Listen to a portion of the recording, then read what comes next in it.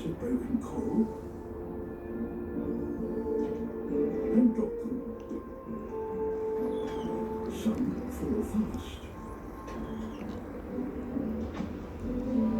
Others sink more slowly.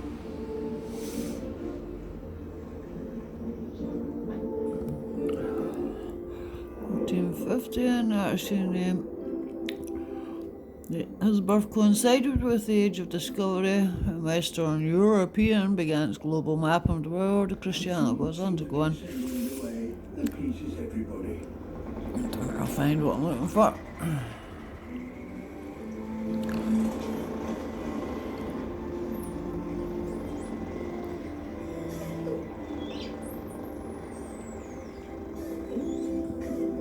Only the most successful city residents can afford the luxury of playing games. But such games do have their value. They may help the youngsters develop the coordination and agility that they will need to make A member of the Skull and Bones religious order, the illustrious Brotherhood of Our Blessed Lady, Bosch saw hell in a physical world eternally separated from God. So if Skull and Bones was the way back then, Batman couldn't have been the founder.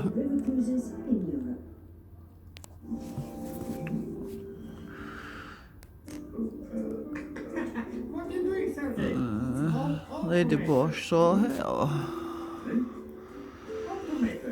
Didn't take long for other artists to recognise the distinct power of Bosch's work. 1562, sorry. I automatically look for ways to save on car, home, and energy bills. See, Sergey, just sit back and relax. Okay. Automate your bills. Second Bosch, Bruegel, also painted Triumph of Death, which shows a nihilistic hell on earth, and today's hangs in Madrid's Prado Museum. Directly across from Bosch's The Garden, Earthly Delights, both artists had their works collected by Philip II of Spain, who became fascinated by depictions of the human-animal transformations. I left a small town and turned it around. Today, Bosch's representations of hell have relevance for both the religious and the secular. For Christian believers, it's a nauseating reminder that they'll be asked to account for the way they've lived and to potentially suffer the consequences for the non-religious who make up the roughly 23% of the US population. 23%. Probably according to the Pew Research Hell can function as a powerful metaphor for the fact that all humans are judged in life under the law, and for both groups, Bosch's extremely portrayals of agony go even further than analogies. They reflect the horrors that humankind have committed and endured since biblical times. Corsair is liberating because Some man, eh? Right, on that note, according to Charles Demudier, the museum director who has organised a landmark exhibition in Netherlands to celebrate his 100 years since the artist's death. The Last Judgment resembles a battlefield, but it's not simply an imaginative backdrop. Bosch was born at the tail end of the 100 Years' War, in which over 3 million people were slaughtered and Joan of Arc was burned alive. He had a profound sense of his age's barbarity in many ways. The hell he imagines is a crystal ball of the bloody fight between Catholics and Protestants a century later.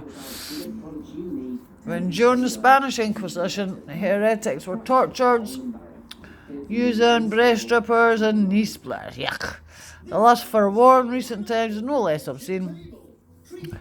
Wow, that's quite a horrible flipping thing about the world. Yeah, imagine thinking like that in the way back in the 14th century. And resonating with it, the culture that was experiencing horrors of Vietnam during the 1960s and 70s.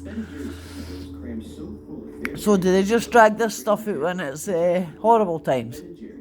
Just to remember people, here, this is what's going to happen if you don't behave yourself. Well, it does sort of, hurts.